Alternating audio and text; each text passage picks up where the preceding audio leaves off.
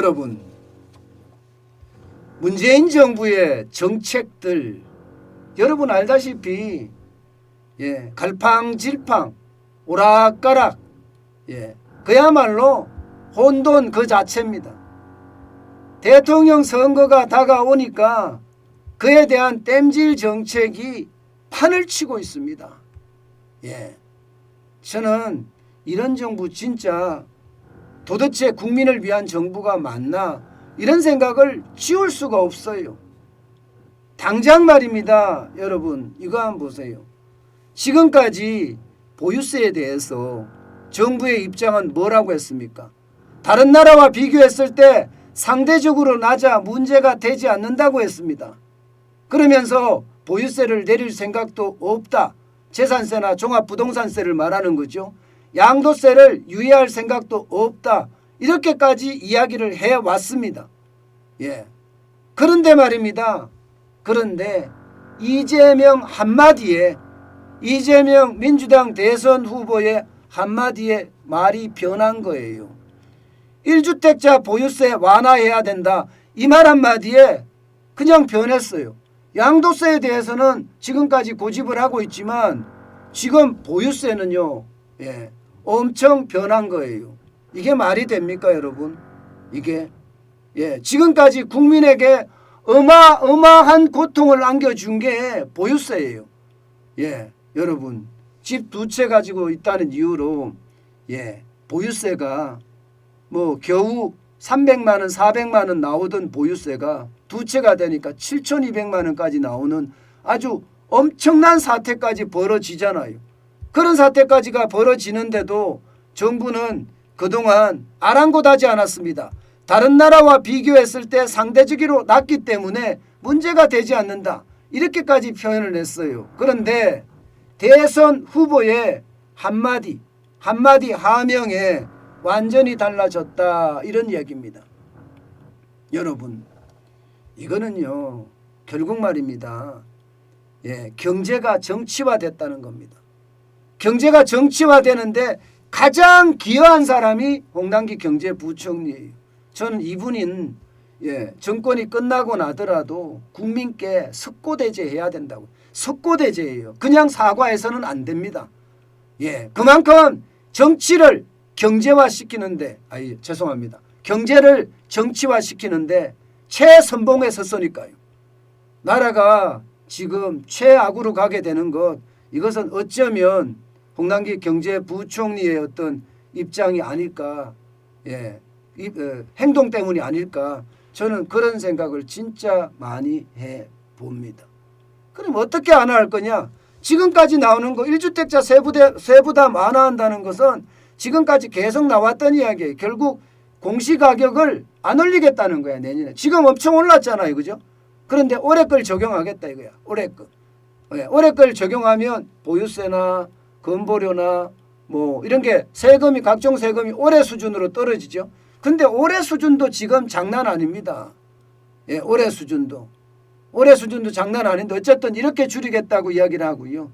여기다가 보유세 부담 상한 비율도 조정하겠다는 현행 150%를 뭐 90%로 줄인다든가 뭐 100%로 줄인다든가 뭐 이렇게 줄이겠다는 이야기죠. 여기에다가 공정시장 가액 비율을 조정하겠다. 재산세는 60%고 종부세는 95%를 적용하겠다. 올해 걸 그대로 적용하겠다는 거예요. 그래서 지금 1주택자의 보유세를 낮춰주겠다는 거거든요. 여기다가 고령 1주택자 보유세 납부하는 것을 유예해 주겠다. 뭐 이런 얘기까지 지금 나오고 있는 중입니다. 그런데 여러분 문제가 하나 있어요. 뭐가 문제냐? 여러분 공시가격을 올해 거를 적용을 하고요. 보유세 부담 상한 비율 조정을 150%에서 100%로 낮추든가 낮춘다고 하고요. 공정시장 가액 비율을 재산세는 60%고 종부세는 95%를 이거를 올해 걸로 그냥 간다고 했을 때 마찬가지 고령자 1주택자 보유세 종부세 납부 유예도 한다고 했을 때 이게 그냥 여당이 말만 하면 되는 건가요? 아닙니다. 말만 해서 되지 않습니다. 그러면 어떻게 해야 되느냐? 법을 바꿔야 됩니다. 그러면 법을 바꾸려고 하면 시간이 얼마나 걸릴까요? 지금부터 시작을 한다고 하더라고도 여러분 지금 대통령 선거 일정 때문에 어떻게 움직일 수가 없어요. 결국은 대통령 선거가 끝나야지 된다는 이야기예요. 대통령 선거가 끝나야지. 그러면 여러분 우리가 봤잖아요. 2020년 국회의원 선거 때도 봤고요. 2021년 재보궐선거 때도 봤습니다. 요란했습니다. 뭘 바꾸겠다 엄청나게 요란했지만 그 선거가 끝나고는 어떻게 됐습니까? 내가 언제 그랬냐는 듯 쏙 들어갔습니다. 지금 이거요. 뭐라고 이야기하더라도 뭐 해주겠다고 하지만 선거가 끝난 다음에는요. 허지부지 될 가능성이 굉장히 높습니다. 굉장히 높습니다. 이게 쉽지가 않다는 이야기입니다. 쉽지가 않다는 이야기. 결국은 말뿐이라는 거예요. 결국은 이 자체도 화려한 말잔치에 거듭난다는 거고요. 국민들에게 그만큼 속인다는 거예요. 속인다. 저는 속인다고 생각해요. 왜냐하면 있는 그대로를 국민들에게 전하지 않고 화려한 말로 실상을 감추기 때문에요. 실상을 감추기 때문에 이거는 국민을 속인다고 생각합니다. 제가 오죽했으면 이런 주제를 계속 끄집어내서 여러분들에게 알려드리겠습니까? 드리겠습니까? 왜냐하면요. 왜 이렇게까지 하나 하면 현실은 앞에 보이는 것이 아니라 뒤에 숨어 있는 게 더 크다는 사실 때문이에요. 빙산이 보이는 건 조그맣게 보이지만 그 밑에 깔아앉아 있는 건 굉장히 크잖아요. 바로 이런 거예요. 종부세 인하해 주겠다.